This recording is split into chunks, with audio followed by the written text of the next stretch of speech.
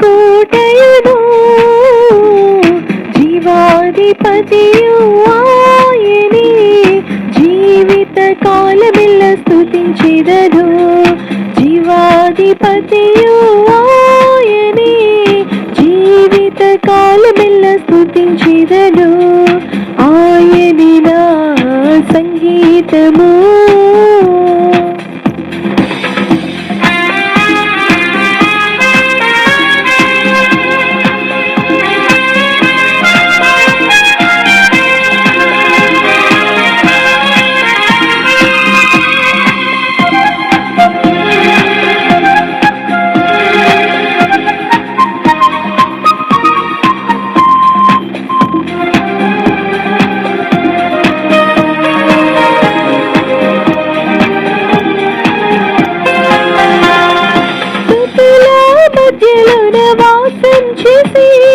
దూతల పొగడే దేవుడాయనే స్తుతుల మధ్యలోన వాసం చేసి దూతల పొగడే దేవుడాయనే వేడుచుండు భక్తుల స్వరము విని వేడుచుండు భక్తుల స్వరము విని దిక్కులేని పిల్లలకు దేవుడాయనే దిక్కులేని పిల్లలకు దేవుడాయనే ఆయనే నా సంగీతము బలమైన కోటయును జీవాధిపతియు ఆయనే జీవిత కాలమెల్ల స్తుతించెదను జీవాధిపతియు ఆయనే జీవిత కాలమెల్ల స్తుతించెదను ఆయనే నా సంగీతము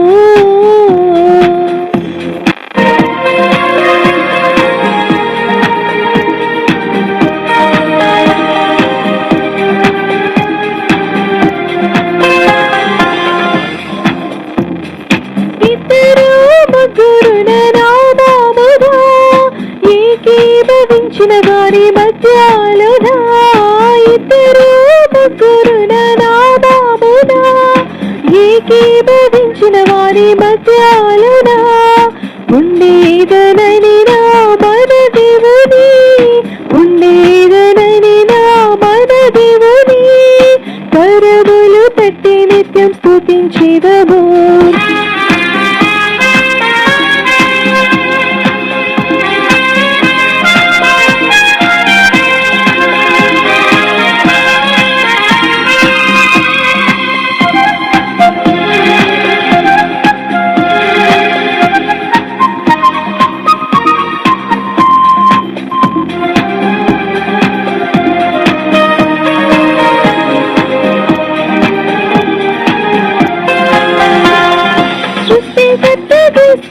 యేసునామమునా జీవిత కాలమెల్ల కీర్తించెదను సృష్టికర్త క్రీస్తు యేసునామమునా జీవిత కాలమెల్ల కీర్తించెదను రాకడలో ప్రభుతో నిత్యముందుము రాకడలో ప్రభుతో నిత్యముందుము భక్తినాము స్తుతించెదం పొగడిదము భక్తినాము స్తుతించెదం పొగడిదము ఆయనే నా సంగీతము బలమైన కోటయును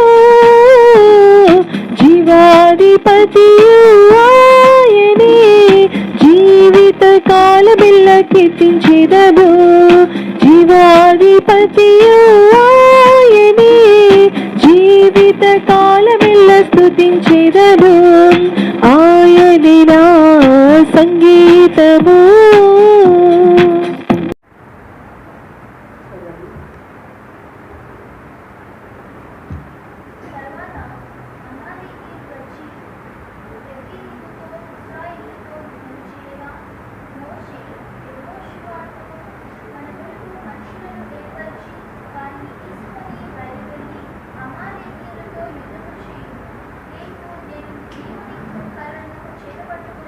ఆ కొండ శిఖరము మీద నిలిచిన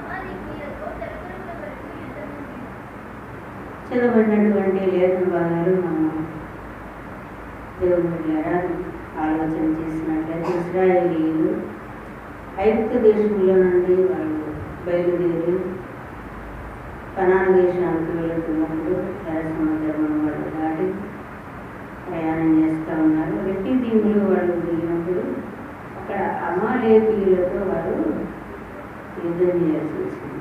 అమాలేకీయులు ఏం చేస్తున్నారంటే వీళ్ళని ఫోన్ పట్టలేదన్నమాట, యుద్ధానికి సిద్ధపడినట్లుగా చూస్తారు. కనుక అప్పుడు మోషే ఏం చేస్తాడంటే తన చేతిలో ఉన్నటువంటి కర్రను పట్టుకొని కొండ మీదకి ఎక్కి ఏం చేస్తూ ఉంటాడో దేవునికి ప్రార్థన చేస్తూ ఉంటాడు. చేతులు పైకెత్తి ప్రార్థన చేస్తూ తర్వాత యెహోషువకు చెప్తాడు కదా, ఏమంటాడు యెహోషువతో మోషేతో చెప్పిన ఏమని చెప్తాడంటే అమాలేకీయులతో యుద్ధము రేపు దేవుని కరుణ చేత పట్టుకొని కొండ శిఖర మీద నిలిచేదను. యెహోషువ మోషే తనతో చెప్పినట్లు చేసి అమాలేకీయులతో యుద్ధము ఆడాడు. అంటే దేవుని కొరకు మనుషులను ఏర్పరచుకొని యుద్ధానికి వెళ్ళాలి. మోషే ఏమో ప్రార్థన చేయడానికి వెళ్ళాడు, యెహోషువ ఏమో యుద్ధం చేయడానికి మనుషులను ఏర్పరచుకొని యుద్ధానికి వెళ్ళినట్లుగా చూస్తారు. మోషే చేతులెత్తి ప్రార్థన చేస్తూ ఉన్నప్పుడు అమాలేకీయుల మీద ఇశ్రాయేలుకు జయం వస్తారు. ఎప్పుడైతే మోషే చేతులు బరువెక్కి కిందికి దించగానే వాళ్ళకి అపజయం వస్తారు. కనుక మోషేతో పాటు ఎవరు వెళ్ళారంటే ఆ కొండ మీదకి అహరోను తర్వాత ఇద్దరు వెళ్ళారు.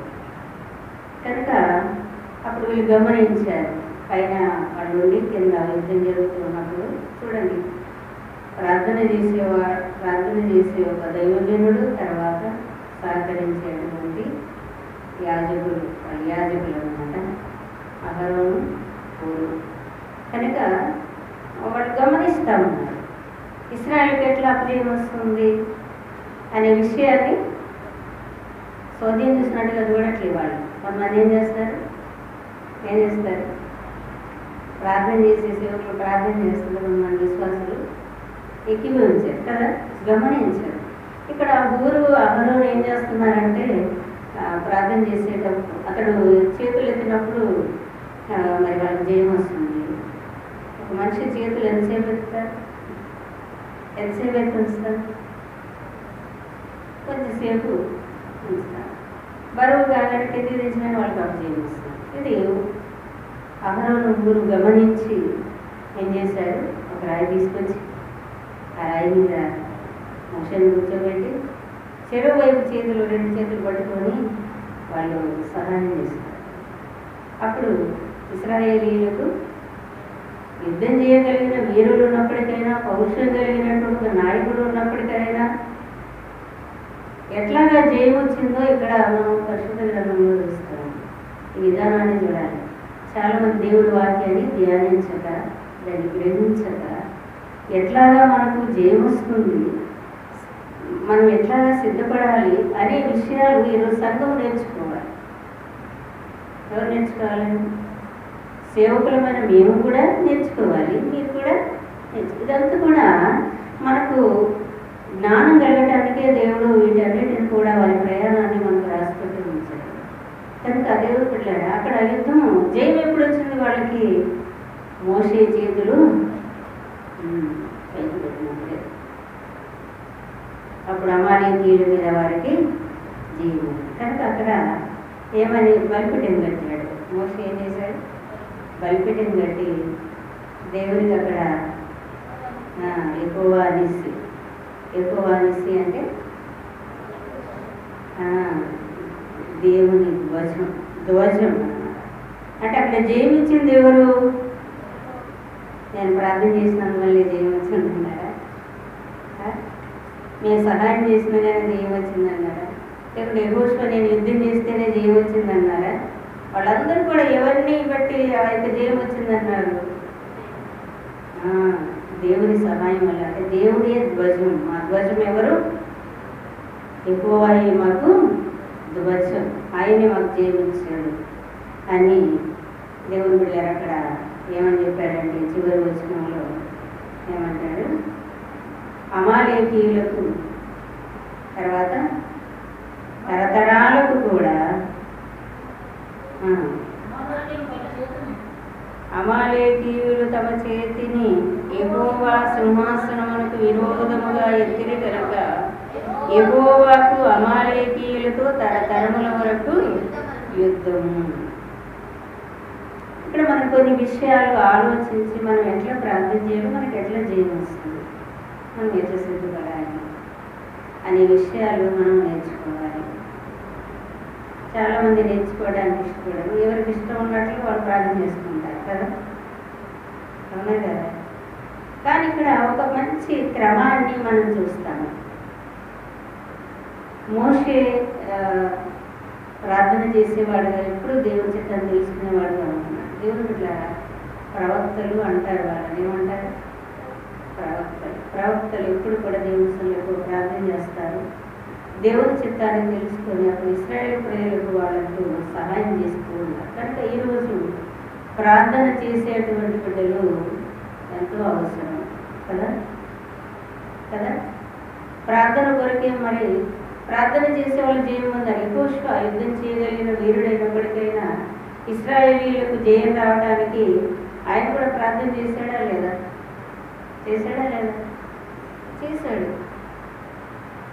ఏమంటాడు? ఆ యొక్క సూర్యుడి చంద్రుని కూడా ఆఫ్ చేశాడు. మాకు జయం వచ్చేదాకా అయ్యాలు లోయలో నువ్వు ఉండాలి, సూర్యుడు అస్తమించు, చంద్రుడు బయటికి రావద్దని. అలాగా ఆ యొక్క స్తంభింపజేశారు వాళ్ళు ప్రార్థన చేసి. ఎంత పౌరుషమో మనం చూస్తాము. పౌరుషం లేని ప్రార్థన అది ఫలించదు కదా. దేవుని బిడ్డలారా, ఆ విధంగా మరి మనం చూస్తున్నాం. ప్రార్థన ద్వారానే మరి ప్రార్థన అనేది చాలా అవసరమైనట్టున్నది. ప్రార్థన ద్వారానే మనకు జయం వస్తుంది. అందుకే చెప్తారు, ఒక టీం ప్రార్థన చేసేదిగా ఉండాలి, ఒక టీం ఏం కావాలి? సువార్త ప్రకటించేదిగా ఉండాలి సమయంలో కదా. కొంతమంది మందిరంలో ప్రార్థన చేస్తూ ఉండేవాళ్ళు ఉండాలి, తర్వాత కొంతమంది సువార్త దళముగా సువార్త ప్రకటించడానికి వెళ్ళాల్సిన వారుగా ఉంటున్నారు. కానీ దేవుని బిడ్డలారా, ఎంత వృద్ధాత్మం వచ్చినా మీరే రావాలంటారు కదా. కొంతమంది ఏమంటారు? ప్రార్థన చేయకుండా సంఘములో ప్రార్థన చేయడానికి సమర్పించుకున్నారు. ఎవరు చెప్పండి? ఎవరు? ఎన్నిసార్లు చెప్పినా మీకు తెలియనట్లుగా ఎట్లాగా? 2వ అధ్యాయం లూకాసు వార్త 36వ వచనంలో మనం చూస్తాము. అన్నా అనేటువంటి ప్రవక్తిని ఆమె ప్రార్థన కొరకే కన్యాత్వం మొదలుకొని మరి వివాహం అయ్యి ఎన్ని సంవత్సరాలు కాపురం చేసిందంట? కనుక 84 సంవత్సరాలు కూడా ఆమె దేవుని మందిరంలో విడవకుండా ఉపవాస ప్రార్థనలతో ఆమె రేయి పగలు ప్రార్థనలో గడిపినట్లు వస్తుంది. దేని కొరకంటే ఒక ప్రార్థనకు సమర్పించుకుంది, విమోచకుని కొరకు కదా. ఎవరి కొరకు? విమోచకుని కొరకు. కనుక ప్రార్థన చేసేటువంటి బిడ్డలు సంఘాల్లో ఈరోజు ఎంతో అవసరం. కనుక ప్రార్థన చేయడానికి ఒకటి చేస్తూ ఉంటే ఇంకొకరిని కూడా దేవుడు ఏం చేస్తాడు? దేవుడు సిద్ధపరుస్తూ ఉంటాడు. నువ్వు ఎప్పుడైతే ఒకరు ప్రార్థన చేస్తూ ఉన్నావు, యథార్థంగా దేవుని సన్నిధిలో ప్రార్థన చేసే వాళ్ళు సంఘం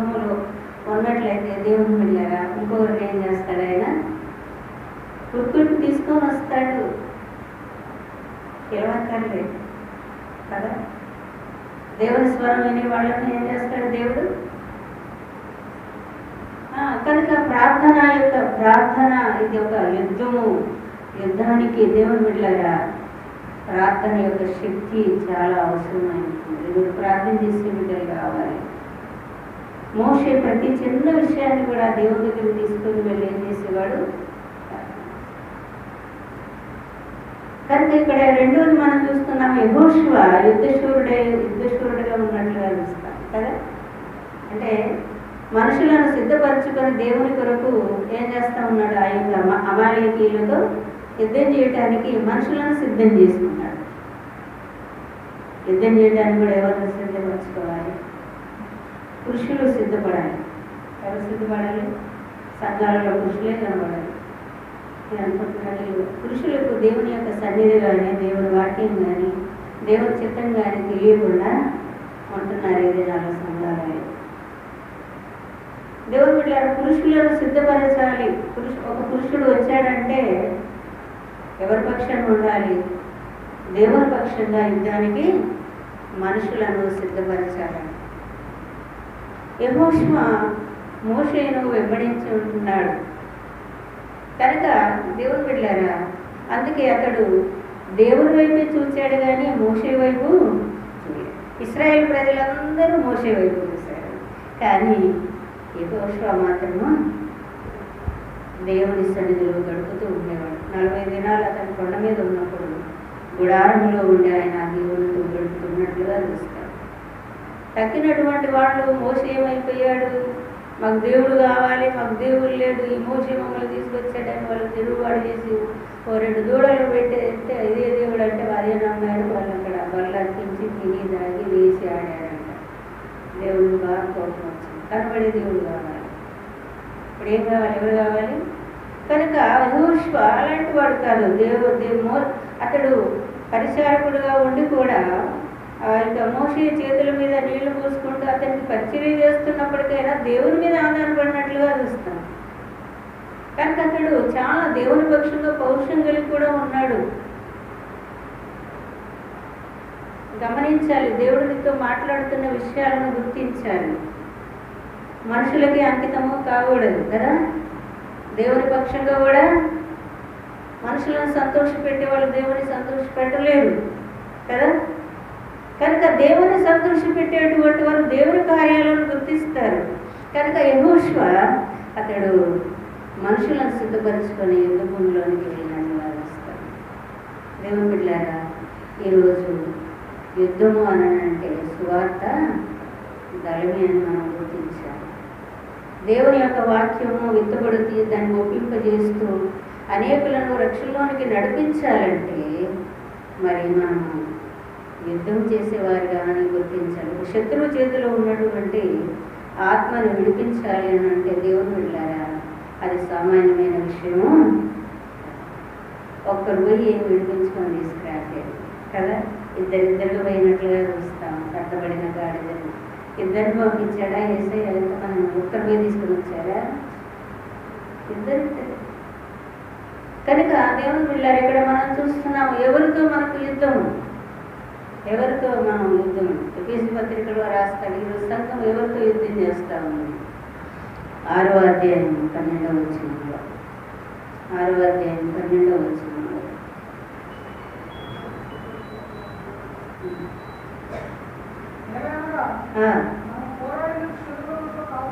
మనం పోరాడుతుంది శరీరులతో కాదు కానీ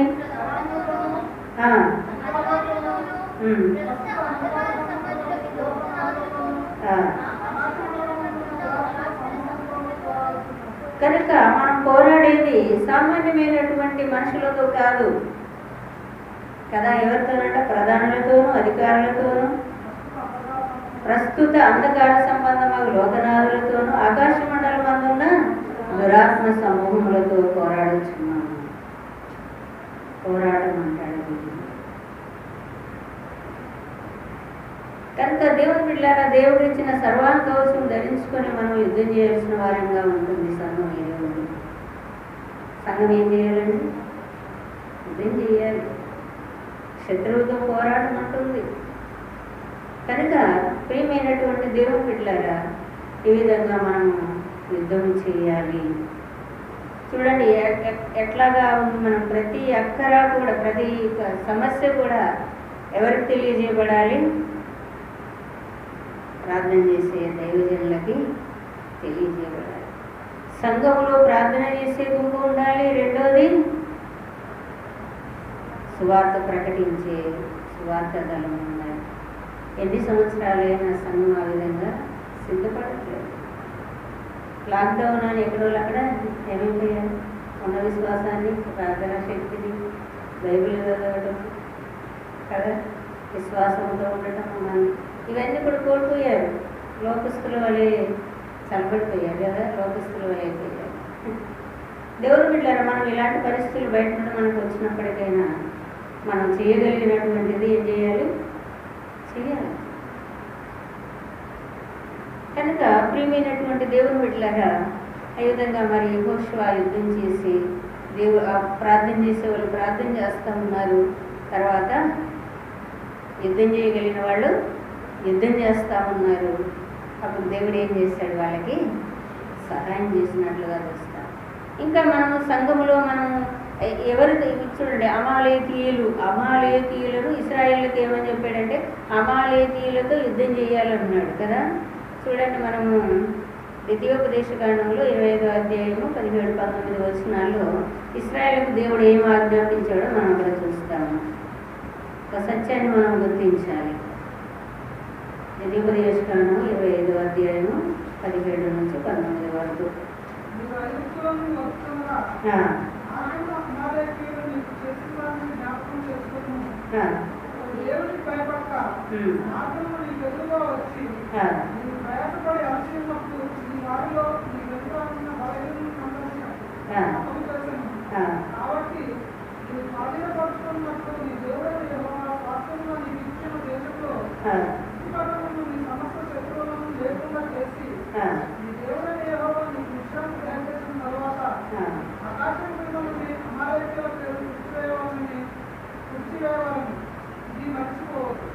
కనుక ఇశ్రాయేలు చెప్పాడు కదా, అమాలేకీయులు వాళ్ళు యుద్ధానికి వచ్చినప్పుడు వెనకాల బలహీనంగా కలిసిపోయి ఉంటారు కదా, వాళ్ళని ఏం చేస్తున్నారంట?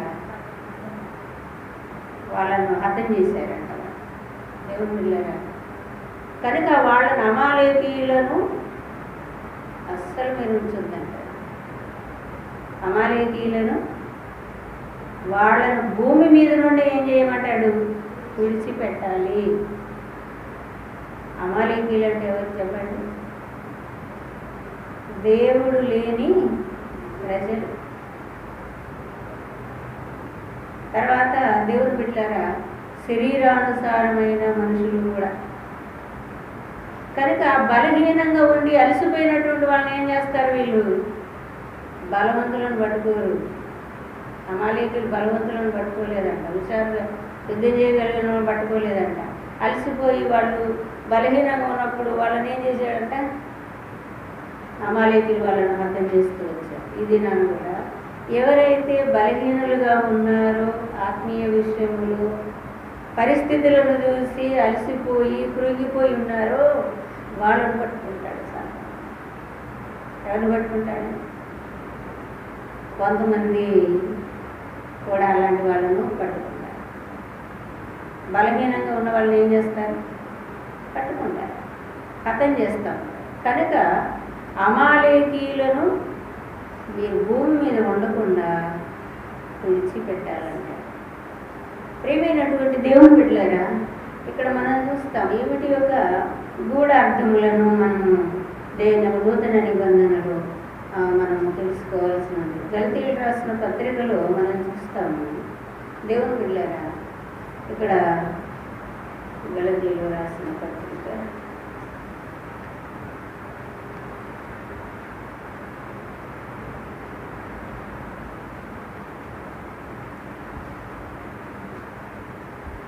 4వ అధ్యాయం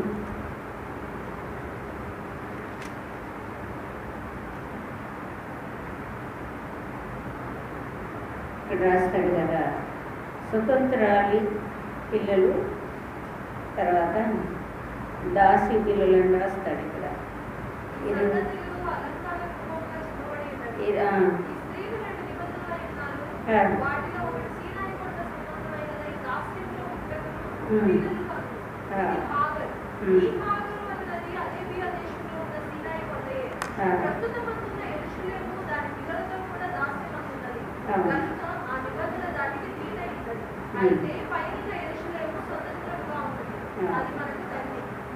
కనుక ఇక్కడ ఇంకా కింద రాస్తాడు 28వ వచనం.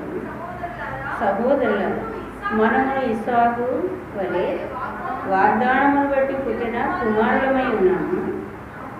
అప్పుడు శరీరమును బట్టి పుట్టినవాడు ఆత్మను బట్టి పుట్టిన వారిని ఎలాగ హింస పెట్టాను, ఇప్పుడును అలాగే జరుగుతున్నది. కనుక ఎవరంట? దాసి పిల్లలు స్వతంత్రాలు. అంటే ఆత్మను బట్టి పుట్టినటువంటి వాళ్ళకి, శరీరమును బట్టి పుట్టిన వాళ్ళకి ఏం జరుగుతుందంట? హింసలు జరుగుతారు, యుద్ధం జరుగుతారు. శరీర రీతిగా ఆలోచించే వారికి, ఆత్మానుసారంగా ఆలోచించే వారికి ఏం జరుగుతుంది? యుద్ధం జరుగుతారు. కనుక ఇప్పుడు పరలోక రాజ్యాన్ని ఎవరు స్వతంత్రించుకుంటారు? శరీర సంబంధమైన వాళ్ళ, శరీర రీతిగా పుట్టిన వాళ్ళు పొందుతారా? ఆత్మను బట్టి జన్మించిన వాళ్ళు పొందుతారా? ఆత్మను బట్టి పుట్టినటువంటి. అందుకే ఇక్కడ రాస్తున్నాడు, సహోదరులారా, మనమును ఇస్సాకు వలె వాగ్దానమును బట్టి పుట్టిన కుమారులమై ఉన్నాము. కనుక అప్పుడు శరీరమును బట్టి పుట్టినవాడు ఆత్మను బట్టి పుట్టిన వానికి ఎలాగూ హింస పెట్టెను, ఇప్పుడును అలాగే జరుగుతున్నది. హింసలు ఎవరి వలన వస్తున్నాయంట? శరీర రీతిగా ఆలోచించే వారి ద్వారా ఆత్మ సంబంధమైన పిల్లలకు శ్రమలు వస్తాయి కదా. కనుక మనము స్వతంత్రులం. కానీ ఏం చేయాలి ఇప్పుడు? దేవుని బిడ్డలారా, ఈ శరీర సంబంధమైనటువంటి వాటిని ఏం చేయాలి? నిర్మూలన చేయాలి. ఏం చేయాలి? శరీర సంబంధమైన వాటిని ఏం చేయాలి? నీలో ఉన్నటువంటి శరీర సంబంధమైనటువంటి ఆలోచనలను ఏం చేయాలి? నిర్మూలన చేయాలి. ఒకవేళ నువ్వు నిర్మూలన చేయకుంటే ఏమవుతుంది? దేవునికి విరోధంగా నీవు ఒక తరం పుడుతుందంటే, దేవునికి విరోధమైన తరాలు వచ్చేస్తాయి, దేవుని ఎరగనటువంటి వాళ్ళు వచ్చేస్తారు. కనుక దాన్ని నువ్వేం చేయాలి? దినాన నిర్మూలన చేయాలి. అందుకే కింద 5వ అధ్యాయంలో రాస్తాను, ఈ స్వాతంత్రం అనుగ్రహించి క్రీస్తు మనలను స్వతంత్రులుగా చేయుచున్నాడు. కాబట్టి మీరు స్థిరముగా నిలిచి మరలా దాస్యం అనే కాడి క్రింద చిక్కుకొను. అలాగే మనము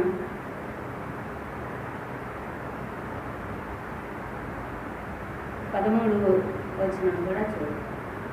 అదే అధ్యాయం. సహోదరులారా, మీరు స్వతంత్రులుగా ఉండటకు పిలువబడితిరి. అయితే ఒక మాట, ఈ స్వాతంత్రము శారీర క్రియలకు హేతువు చేసుకోవాలి. ప్రేమ కలిగిన వారై ఒకరికొకరు దాసులై ఉంటారు. కనుక దేవుని బిడ్డలారా, మనము శరీరంతో ఇప్పుడు అందుకే అంటాడు, ఆత్మకు శరీరానికి ఎప్పుడు కూడా ఏం జరుగుతూ ఉంది? యుద్ధం జరుగుతూ ఉంది. హృదయంలో పోరాటం అన్నమాట. శరీరమేమో శరీర విషయాలు చెప్తూ ఉంటుంది, ఆత్మేమో పరలోక సంబంధమైనటువంటి విషయాలని చెప్తుంది. దేవుడు ఎట్లా జయించాడు యేసయ్య, ఆయన అడుగు జాడలో నడుచుకోవాలని, ఆయన వైపు చూడాలని ఆ మనసాక్షి ఆత్మ సంబంధమైన విషయాలు చెప్తాము. కనుక లోపల యుద్ధము జరుగుతూ ఉంటుంది. కనుక ఎప్పుడైతే నీవు ఆత్మను అనుసరిస్తావో జయ జీవితము కలిగి ఉంటావు. కానీ ఆత్మను అనుసరించక శరీరాన్ని నువ్వు అనుసరిస్తున్నట్లయితే ఏం జరుగుతుంది? అపజయము వస్తూ ఉంది. అట్లాగా బలహీనులైనటువంటి వారిని ఏం చేస్తూ ఉంది? ఈరోజు అమాలేకీయులు ఏ విధంగా బలహీనులను హతం చేస్తూ వచ్చారో, శరీర సంబంధమైన ఆలోచనలు కలిగినటువంటి పిల్లలను దైవిక ఆత్మీకంగా అనుసరించలేని వారు, బలహీనులైనటువంటి వారిని ఈరోజు చాలామంది సేవకులు కూడా ఆక్రమించుకుంటున్నారు. ఏం చేస్తా ఉన్నారు? వాళ్ళని ఏమనాలంటే ఏమనాలి? కడుపుకే దాసులు అంటాడు కదా, సిలువకు శత్రువులు అంటాడు మన పిలుపు పత్రికలో రాసి. అలాంటి వాళ్ళను, బలహీనులను స్వాధీనం చేసుకొని వాళ్ళను ఆధ్యాత్మికంగా ఎదిగించలేనటువంటి స్థితిలో ఉంటున్నారు. ఎంతోమంది ఆ విధంగా ఏమంటారండి? వాళ్ళను కుక్కలు అంటాడు కదా. ఏమంటాడు? కుక్కల విషయమై జాగ్రత్తగా ఉండమంటాడు. పిలిపి పత్రికలు అంటాడు కదా, వాళ్ళు ఎలాంటి వాళ్ళు అంటే సిలువకు శత్రువులుగా ఉంటున్నారు. చాలా మర్మంతో కూడినటువంటి ఆత్మీయ జీవితం. చాలా సూక్ష్మంగా నువ్వు ఆలోచించి నువ్వు చాలా జాగ్రత్తగా ఉంటేనే నువ్వు జయ జీవితాన్ని పొందుతావు. అందుకే సంఘాల్లో ఎదగలేనటువంటి స్థితిని కలిగి ఉంటున్నారు. దేవుడు ఎందుకు మళ్ళీ ఇవన్నీ చెప్పిస్తున్నాడు నాకు తెలియదు. కానీ ఈరోజు దేవుని బిడ్డలారా, సంఘం ఆ విధంగా ఎదగాల్సినటువంటి బిడ్డలుగా ఉంటున్నారు. మనం ఇంకా మన తులసి పత్రికలో కూడా చూస్తాం. ప్రార్థన చేసేటువంటి బిడ్డలు సంఘాలలో కూడా సహోదరులు ఉన్నట్లుగా మనం చూస్తాము. ఫిలిప్పీయులు రాసిన పత్రిక, కొలస్సీ రాసిన పత్రిక 4వ అధ్యాయము 12వ వచనంలో, మీలో ఒకడును క్రీస్తు దాసుడునైన ఎపఫ్రా,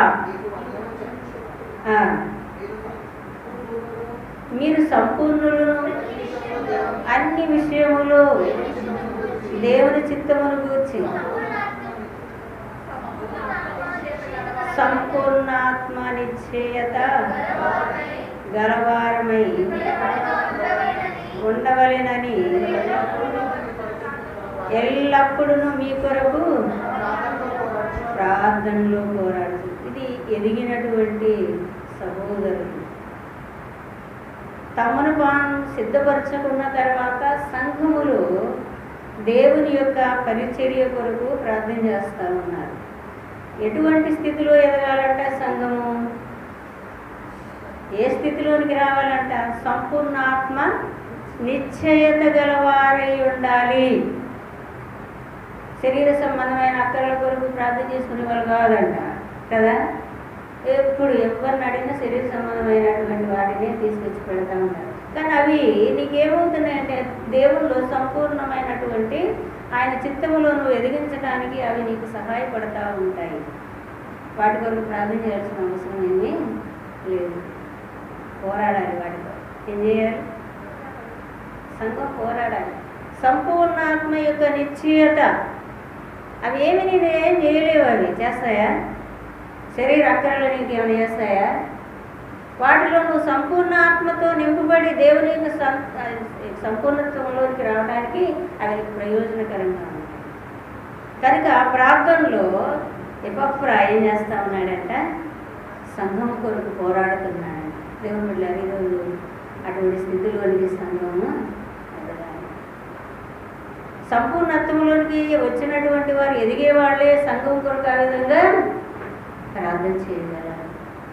కొట్టి ప్రార్థన కాదంట. వాళ్ళు సంపూర్ణాత్మ నిశ్చయగలిగిన వారుగా వాళ్ళని చూడాలి అనేటువంటి పట్టుదలతో ప్రార్థన చేస్తా ఉన్నాను ఎపఫ్రా. కనుక దేవుని బిడ్డలారా, అందుకే తరతరాలకు అమాలేకీయులకు యుద్ధం అంటాడు. ఒక తరం నేర్చుకున్న తర్వాత ఇంకో తరానికి మళ్ళీ వాళ్ళు వేస్తారు అమాలేకీ కదా. తండ్రుల తరంలో వాళ్ళు జయించినప్పుడు పిల్లల తరంలో కూడా వాళ్ళు కూడా యుద్ధం చేయాలా లేదా? నువ్వు చేసినట్టుగా వాళ్ళు చేయాలా లేదా?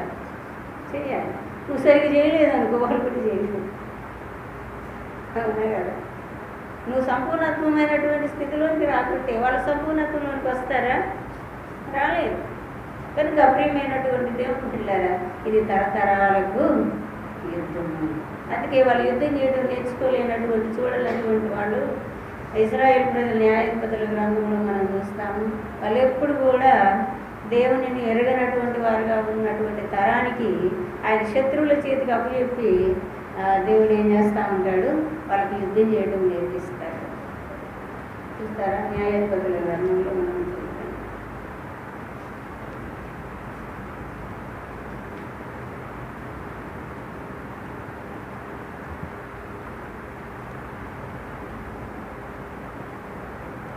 మూడవ అధ్యాయంలో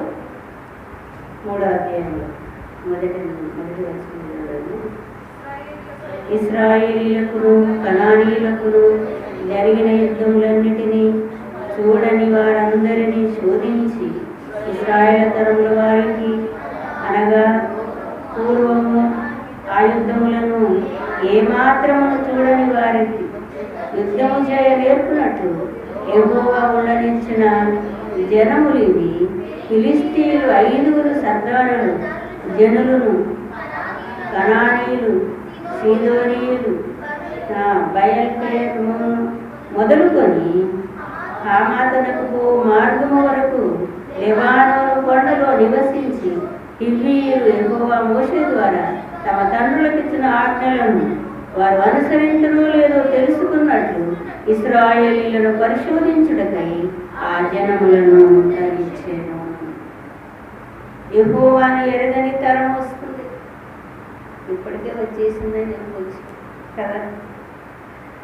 యేసయ్య అంటే ఎవరో తెలుసుకోలేకపోతున్నారు.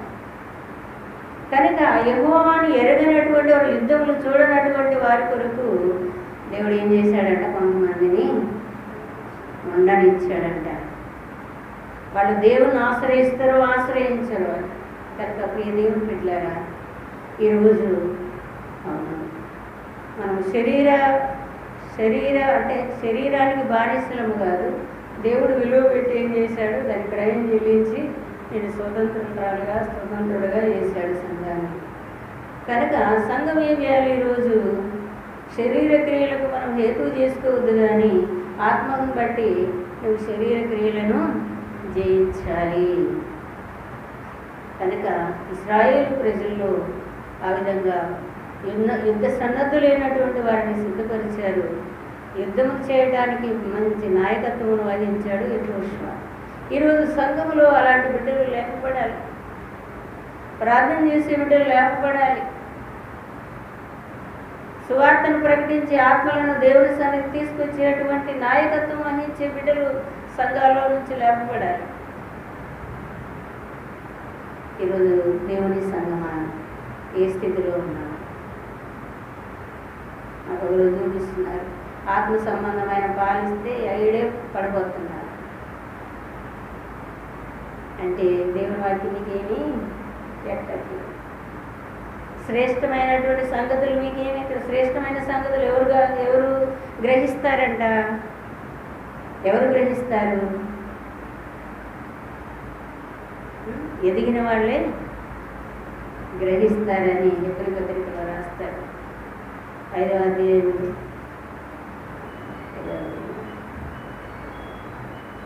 11వ వచనంలో మనం చదివితే,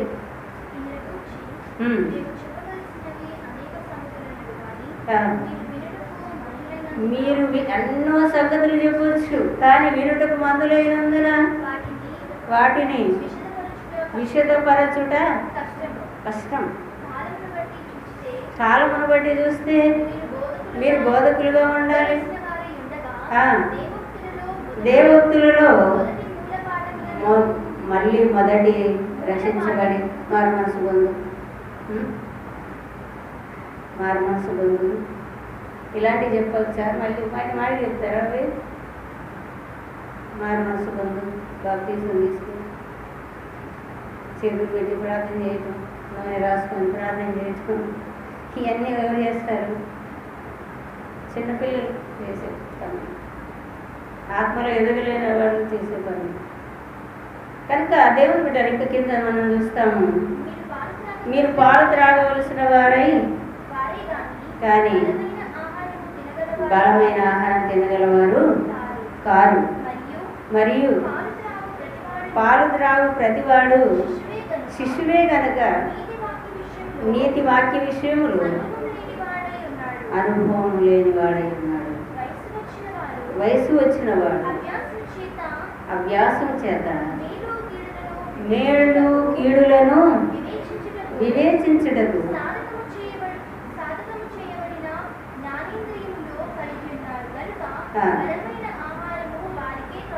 కనుక దేవుని బిడ్డారా, మంచి ఏదో చెడు ఏదో కొంతమంది ముసలోళ్ళైనా ఆలోచించారు కదా, వయసు పెరిగినా కూడా ఆలోచించారు. వాళ్ళ ఎట్లుండేదంటే వాళ్ళ బుద్ధి ఎట్లుండేది, చిన్నపిల్లలాగా ఎట్లుండేది చెప్పండి. పెద్దగా అయిన వాళ్ళు కూడా ఏం చేస్తారు, చిన్నపిల్లల లక్షణాలు కలిగి ఉంటారు. ఎదగలేని స్థితి, వీళ్ళని ఏమంటాడంటే జ్ఞానేంద్రియాలు వాళ్ళకి ఎదగలేదంటారు. కనుక అటువంటి వారికి పాలే కానీ బలమైన ఆహారము పెట్టలేదు. దేవుడు పిల్లలు ఇప్పుడు శత్రువుని జయించాలంటే బలమైన ఆహారం కావాలా లేదా? పని చేయాలంటే నీకు బలం అవసరమా లేదా? చిన్నపిల్లలు పని చేయగలుగుతారు, వాళ్ళు ఏమన్నా చేస్తారా? మరి విశ్వాస జీవితంలో బలహీనమైనటువంటి పాలే దాక్కుంటుంటే, పాలే అంటే అన్ని వాక్యాలు ఇది చాలా చెప్పారు అన్నమాట. రెఫరెన్స్ల కోసం అనుభవాలు చెప్పొద్దు, రెఫరెన్స్లే చెప్పాలి. వాటిని ఏమంటాడు, పాలు పాలు త్రాగేవాడు బలంగా ఉండడు, మంచి చెడు ఆలోచన చేసి బిడ్డలుగా ఉండరు. కనుక మీకు బలమైన ఆహారం ఎక్కట్లేదు. ఆ పాలు కూడా దాక్కుంటే ఏమవుతారు, వెళ్ళిపోతారు. అలాంటి వాళ్ళు ఏం చేస్తాడు, సాతాను మఠాలు చేస్తారు. చాలామంది ఈరోజు దేవుడు బిడ్డలారా బలవంతులుగా ఉండలేకపోతా ఉంటున్నారు, ఎదగలేకపోతా ఉంటున్నారు.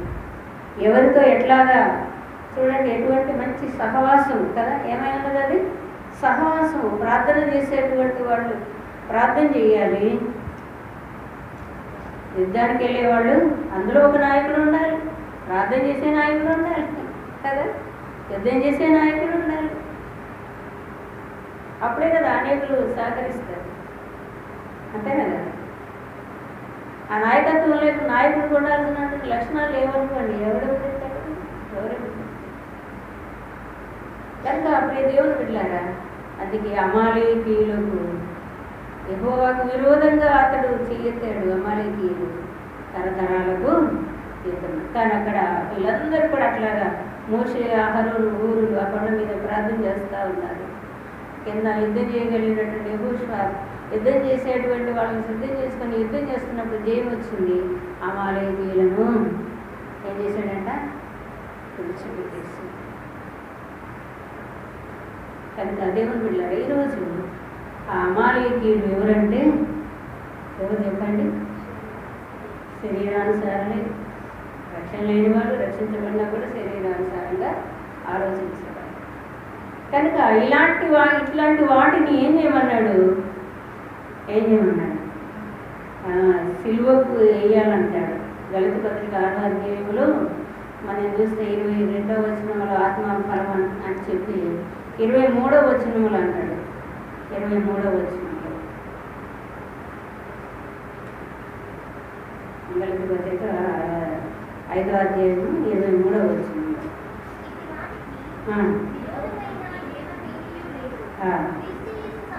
క్రీస్తు సంబంధులు శరీరమును దాని ఇచ్చలతో సిలువ వేస్తున్నారు. దాని ఇచ్చలను దురాశలను ఏం చేశారంట, సిలువ వేశారు. ఇట్టి అనుభవంలోనికి సంఘం రావాలి. అప్పుడే దేవుని బిడ్డలారా జయం పొందుతాము. ఆత్మ సంబంధమైనటువంటి సంఘంగా ఎదుగుతూ ఉంటుంది.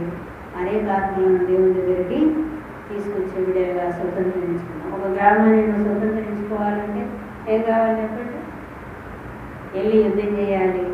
ఆ శత్రువు చేతిలో ఉన్నటువంటి ఆత్మలను తీసుకొని రావాలి. తీసుకొచ్చి దేవుని కొరకు వారిని సిద్ధం చేయాల్సినటువంటి ఆ బాధ్యత ఎవరికి పెట్టాడు, సంఘానికి పెట్టాడు. కనుక అటువంటి స్థితిలోనికి ఎదగాలి. అప్పుడే ఇశ్రాయేలీలు అందుకని దేవుడు ఆ యొక్క బలహీనలేనటువంటి వారిని, అలసిపోయినటువంటి వాళ్ళను, మీ వెనకాల ఉన్నటువంటి ఆ బలహీనులందరినీ అమాలేకులు ఏం చేశారు, హతం చేస్తూ వచ్చారు. ఈరోజు హతులు ఎవరవుతున్నారంటే బలహీనంగా ఉన్న వాళ్ళనే సాతాను హతులుగా చేస్తుంది, భూమిని కూడా తీసేస్తుంది, వాళ్ళ గారి దేవుని మహిమ లేకుండా చేస్తూ ఉంటుంది. కనుక దేవుడు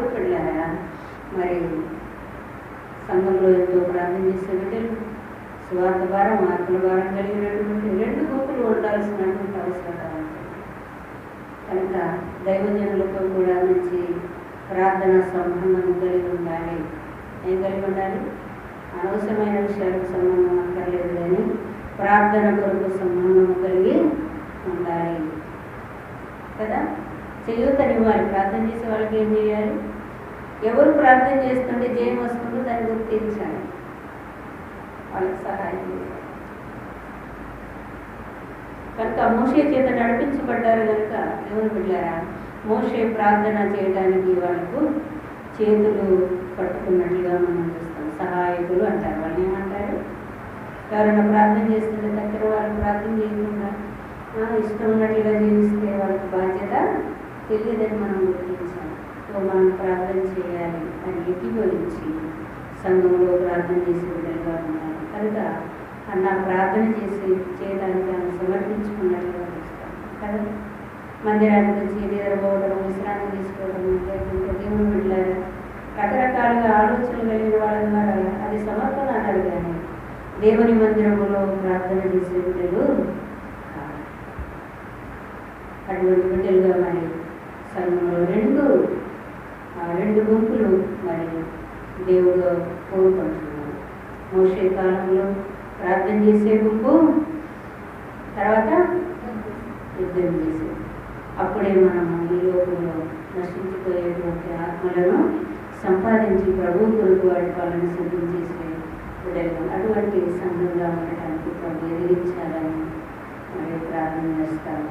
అంటే మీ మట్టుకు మీరు కూడా ప్రార్థన చేసుకుంటారు. ప్రార్థన చేసుకుంటున్నాను. పరిశుద్ధుడైన మా తల్లి నాలుగు స్తోత్రాలు చెల్లిస్తున్నాము.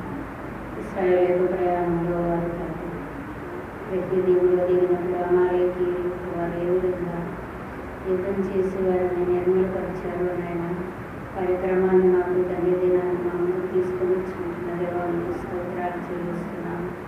అవును ప్రభు, నా తండ్రి నాయన మోషే చేతులు ఎత్తినప్పుడు ఇశ్రాయేలు ప్రజలకు జయం వచ్చినట్లుగా చూస్తాము. ఆ యొక్క పరిస్థితులను గమనించి ఊరు ఆహారం 2 చేతులు పట్టుకొని అతని బండ మీద కూర్చోబెట్టి సహాయం చేసినట్లుగా చూస్తున్నాము తండ్రి. ఆయన యెహోషువ వారి తల్లి మనుషులను సిద్ధపరచుకొని అతడు అమాలేకీయులతో యుద్ధం చేయడానికి యుద్ధ భూమిలోకి వెళ్ళినట్లుగా చూస్తాము. అవునాయన ఈ రోజు కూడా క్రీస్తు రక్తంలో గడపడిన సంఘంలో మరి తండ్రి నాయన 2 గుంపులు ఉండాల్సిందని నాయన ప్రార్థన చేసేటువంటి మరి నాయన మరి తండ్రి సువార్తను ప్రకటించి అనేక ఆత్మలు దేవుని సన్నిధికి తీసుకుని రావాలంటే మరి ప్రభా మరి తండ్రితో మరి యుద్ధం చేసే వీరులుగా ఉండాలని తండ్రి నేను చూస్తూ ఉంటున్నాను. ఆ విధంగా ఈరోజు తండ్రి నాయన సంఘము సిద్ధపడటానికి తండ్రి సహాయం చేయండి. అమాలేకి మరి వారి శరీర సంబంధులు దేవుని ఎరగనటువంటి వారు, బలహీనులైన వారిని నిర్మూలన చేస్తూ వచ్చినట్టున్నారు. ఇది నాకు కూడా ఎవరైతే నాయన ఆత్మీయంగా బలహీనంగా ఉంటున్నారు, ఎదగలేని స్థితిలో అన్నటువంటి వాళ్ళకు తండ్రి నాయన భూమి మీద నా తండ్రి ఎంతో మరి నాయన ఇంకో బలహీనులై తండ్రి భూమికి వెళ్ళి తీసివేయబడుతున్నారు, రకరకాలుగా శోధించబడుతూ ఉంటున్నారు. దేవా నాయన మరి తండ్రి ఆత్మలో ఎదిగే బిడ్డలుగా ఉండుటకు తండ్రి, బలవంతులుగా ఉండుటకు, పౌరుషం కలిగి ఉండుటకు, విశ్వాసంలో నిలకడగా ఉండుటకు, చేయి కార్యములన్నీ ప్రేమతో చేసే బిడ్డలుగా ఉండుటకు అయ్యా మీరు సిద్ధపరచాలని నాయన నేను తండ్రి మీరు మాట్లాడుచుంటున్నాం. మీ మాటలకి తండ్రి వందనములు చెల్లిస్తుంటున్నాం. అవును తండ్రి వందనములు తండ్రి ప్రార్థనకు సమర్పించుకొని నివారాత్రులు ప్రార్థన చేసినటువంటి నాయన అన్నాన్ని చూస్తూ ఉంటున్నాం. మీ సన్నిధిలో ప్రార్థించినటువంటి ఎంతోమంది మరి నాయన సంఘాలు సంపూర్ణత్వంలోనికి రావడానికి ఎప్పక్రోధీతు వీళ్ళెంతో నాయన ప్రార్థన చేసినట్లుగా చూస్తూ ఉంటున్నాం. దేవనైనా ఆ విధంగా మరి అన్ని దినాల్లో తండ్రి యొక్క నాయన ఎవ్వరు సంఘాన్ని నాయన మీరు ఎదిరించండి. బిడ్డలని వాక్యాన్ని జీవితంలో తీసుకొని వాటిని అనుసరించి నాయన శక్తితో నింపబడుటకు ప్రభ, నీ ఆత్మతో నింపబడుటకు ప్రభ, శరీర విషయములను జయించే బిడ్డలుగా ఉండటకు తండ్రి, ఆత్మ సంబంధమైన పిల్లలు పరలోక రాజ్యాన్ని స్వతంత్రించుకోవాల్సిన వారుగా ఉంటుంటే నాయన ఏర్పరచుకున్నారు. కనుక అటువంటి స్థితిలో ఎదుగుదలకు సహాయం చేయండి. వాక్యం నాయన బిడ్డలు ముద్రించండి. అవును నాయన తండ్రి వాక్యాన్ని బట్టి మేము తండ్రి నేను పరీక్షించుకుని బహు జాగ్రత్తగా నేను జాగ్రత్త పడుతుంది తండ్రి స్వాధీనం తీసుకుంటుంది ప్రభు. సాతాను చేత పట్టబడిన అనేక మంది తండ్రి ఆత్మలు ఉంటున్నాయి నాయన, గ్రామాలు ఉంటున్నాయి కనుక వాటి కొరకు నాయన తండ్రి ఒక్కరి వల్ల కాదు నాయన తండ్రి, సంఘము సంపూర్ణంగా నీ చేతిలో అనిపించుటకు తండ్రి నాయన ఎదుగుటకు సంపూర్ణత్వంలో ఎదుగుటకు తండ్రి మీరు సిద్ధపరచున్నాను, అధికారులు సిద్ధపరచున్నాను. ఇంతవరకు సన్ని మాత ఉంచిన విధానం బట్టి మీకు